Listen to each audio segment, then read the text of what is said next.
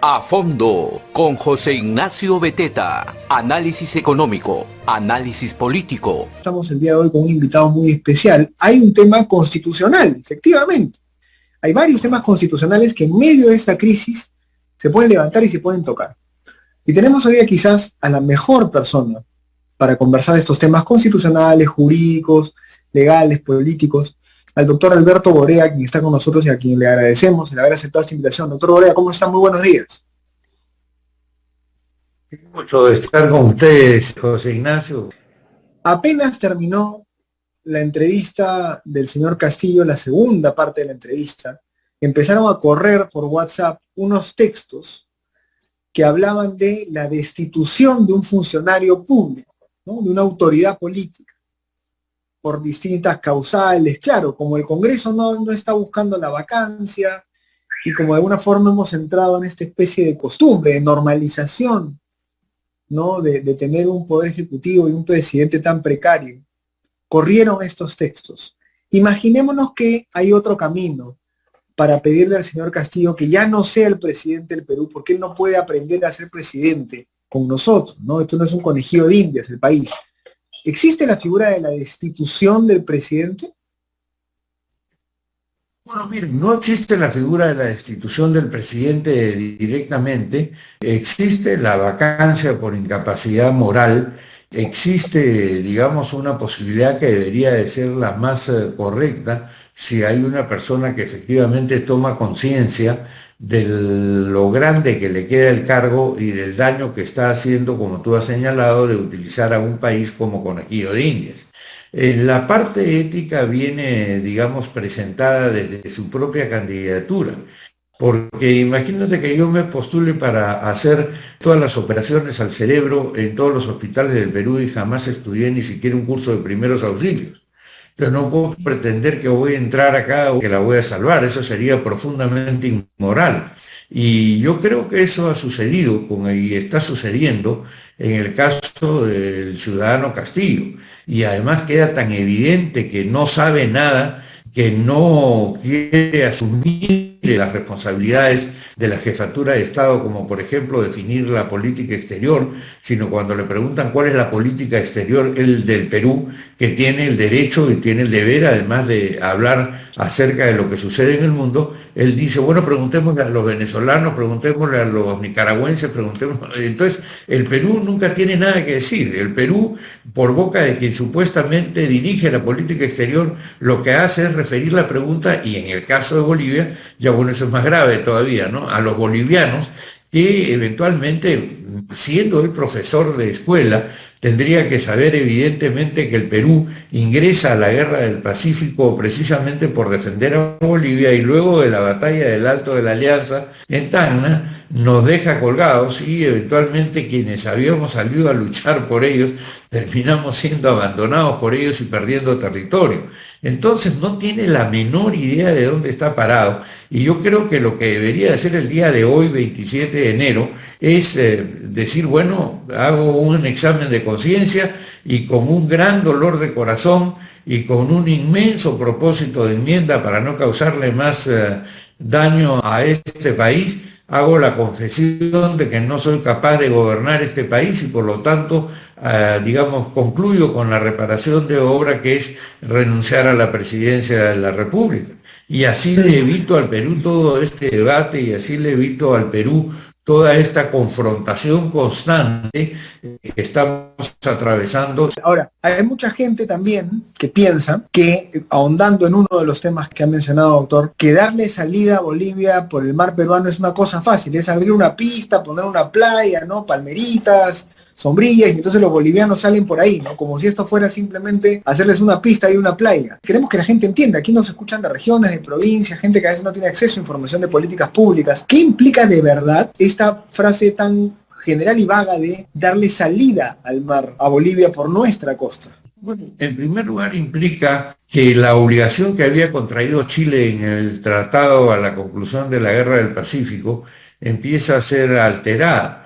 En segundo lugar, si es un tema económico, aun cuando es discutible, eso lo planteó, si no me equivoco, en el año 92, Fujimori con Paz Zamora, que era presidente en ese entonces de Bolivia, se les concedió incluso un pedazo de playa con el propósito de que desarrollaran ahí un puerto, y por cierto no han desarrollado nada, e incluso para que pudieran usarlo como balneario y tampoco se van a mojar los pies en esa playa.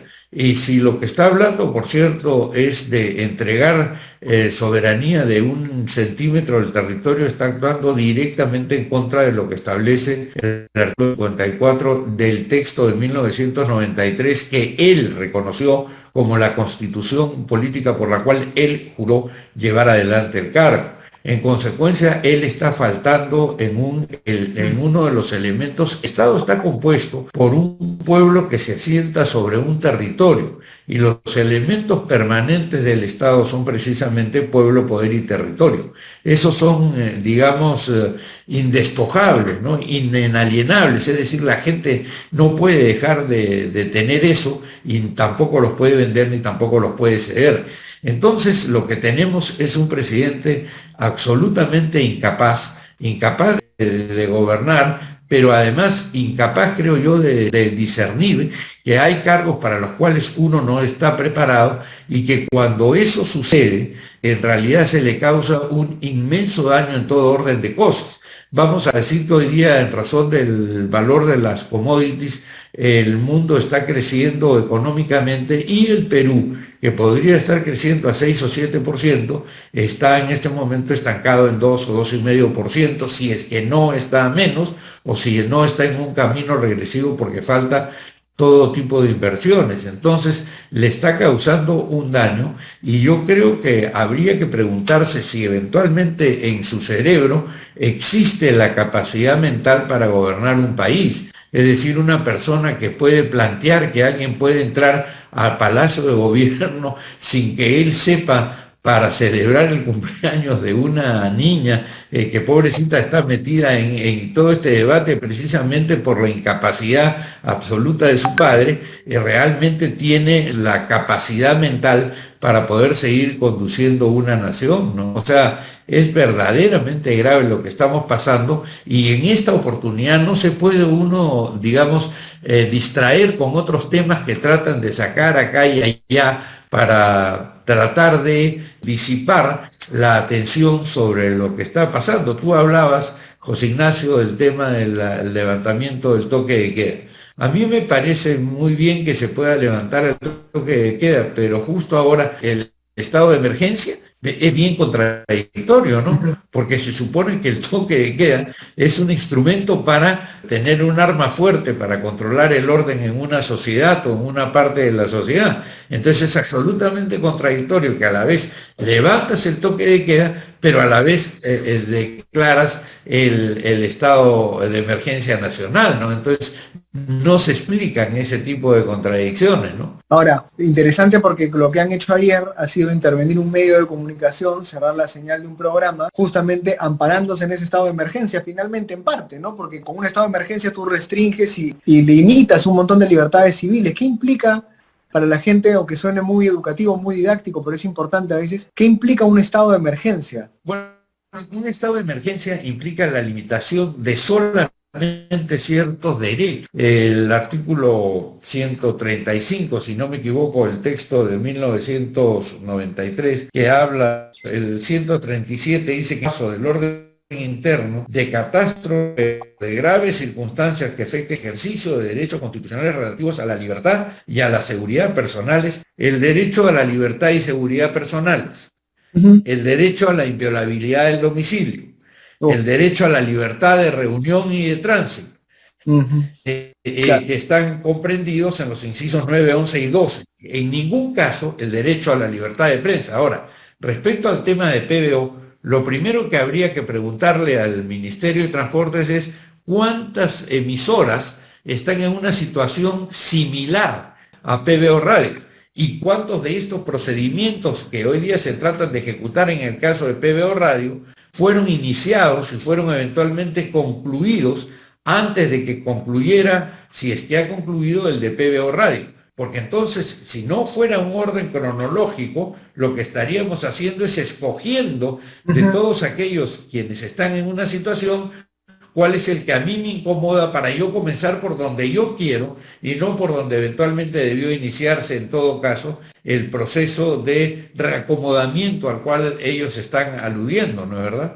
Yo haría eso si fuese naturalmente ahorita abogado de Philip Butter, ¿no es verdad? No lo soy, pero digamos, veo esto naturalmente como una suerte de voy a escoger quién es mi adversario y le voy a aplicar una norma que se la podría aplicar a 558 en el territorio de la República, pero voy a empezar justo por él. Tú comprendes que eso, pues, como todas las cosas que ha dicho, son absolutamente impropias, porque si tú escoges el enemigo que te resulta más, digamos, fastidioso para ti y no al que corresponde, otra vez estás incurriendo en una violación del principio de igualdad ante la ley y estás incurriendo en una incapacidad ética para poder determinar con justicia, con equidad, cómo es que llevas adelante la tarea y el ejercicio del poder, ¿no? Otra vez, un complemento a los temas que ha mencionado, doctor. Uno fue el tema de Bolivia, el mar de Bolivia, muy importante. Y luego viene el otro tema de los países, efectivamente, como usted menciona, como Cuba, Nicaragua, Venezuela, que son regímenes claramente autoritarios, países de los cuales la gente se escapa para no vivir ahí, en balsas o por fronteras o por donde sea. Y el señor Castillo evade esas preguntas, ¿no es cierto? Y sale con estas frases tan improvisadas, pues, ¿no? Ahora, ¿esto acarrea algún tipo de consecuencia? Porque hay una pregunta que se ha hecho también estos días después de la entrevista de Castillo, es las afirmaciones del señor Castillo en una entrevista, opiniones personales, opiniones como presidente, ¿tienen alguna consecuencia, son vinculantes frente a algún tipo de proceso que se pueda armar en el futuro, o no se pueden tomar como herramientas para un proceso como usted menciona, de destitución, vacancia o para que renuncie o lo que sea? Si una persona que ejerce el cargo de presidente, que se ejerce todo el tiempo en que uno está en el mandato, señala cosas que son absolutamente absurdas, entonces tú tienes derecho a preguntarte si esa persona está en sus cabales mentalmente o si eventualmente lo que sucede es que moralmente no tiene una capacidad de definir del bien y el mal. ¿Cómo va a decir una persona en sus cabales de que la gente que está yendo a Venezuela, que la gente que viene al Perú igual que la gente que va a Venezuela? Es decir, en el Perú hay millones de venezolanos y peruanos que habrán ido a Venezuela, habrá en este momento 10.000, pues, si es que han habido algunos que se hayan ido a Venezuela durante la época de Maduro o durante la época de Chávez. Entonces, si tú no puedes distinguir eso, en realidad yo creo que ya tienes un problema serio, porque sabiendo que eso no es cierto, tú dices una cuestión que es falsa para confundir a tu propio pueblo. Castillo está dibujando él mismo las causales de su propia vacancia. Ese es el tema. De acuerdo. Claro, nos queda clarísimo. Entonces, es una situación difícil para él, pero acá vamos a la última, la de cierre. ¿Qué pasa con el Congreso? ¿Por qué el Congreso no está tomando una posición más radical en cuanto a ir a la raíz del problema, no radical en cuanto a extrema? ¿Tiene miedo? ¿Le tienen más miedo a Boluarte que a Castillo? ¿Su baja aprobación no los hace moverse? Esta es una pregunta un poco más política. ¿Cuál es tu opinión al respecto? Mi opinión es que el Congreso tiene que actuar. Supongo, espero que en este momento estén analizando, escuchado a este ciudadano, el tema más importante que puede tener una nación, pero que es incapaz de decirnos quiénes fueron a reunirse con él en la calle de Zarratea, que al principio dice que es un tema absolutamente privado, luego dice que ahí despachaba con el ministro de Defensa cosas de la seguridad nacional y finalmente termina diciendo que no va a dar la lista que ya había anunciado hace mes y medio que la iba a dar. Fíjate tú que por mucho menos que eso se ha procedido contra presidentes que han sido elegidos, digamos, sin ningún tipo de los cuestionamientos que ha tenido Castillo.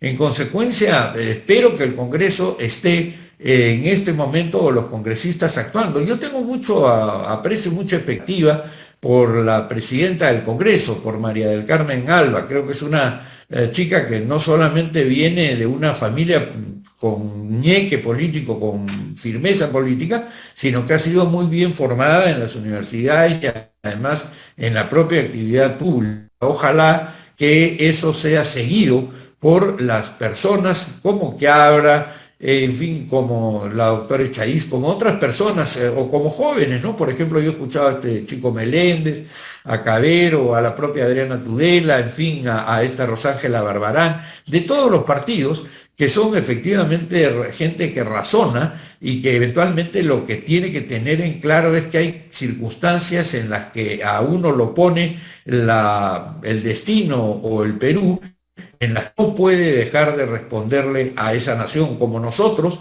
por ejemplo, la generación nuestra, no dejamos de responderle al Perú cuando Fujimori se encaramó en esa dictadura y nosotros iniciamos el Foro Democrático para decirle al país que estábamos en un gobierno irregular, ¿no? Entonces ahora les toca a ellos. Vamos a ver si efectivamente se ponen el alma en la espalda y empiezan a avanzar. Ojalá, ojalá, porque de verdad que la situación del país en la base, en la estructura, es muy mala, claro, con tanta informalidad, con tantos pequeños empresarios, con tanta gente rompiéndose el lomo día a día, uno no se da cuenta de esta situación, pero de verdad que el país está institucionalmente cayéndose un poco a pedazos y retrocediendo, ¿no? Muchas gracias, doctor Borea, por estar con nosotros, es un gusto conversar con usted, que le vaya muy bien, cuídese.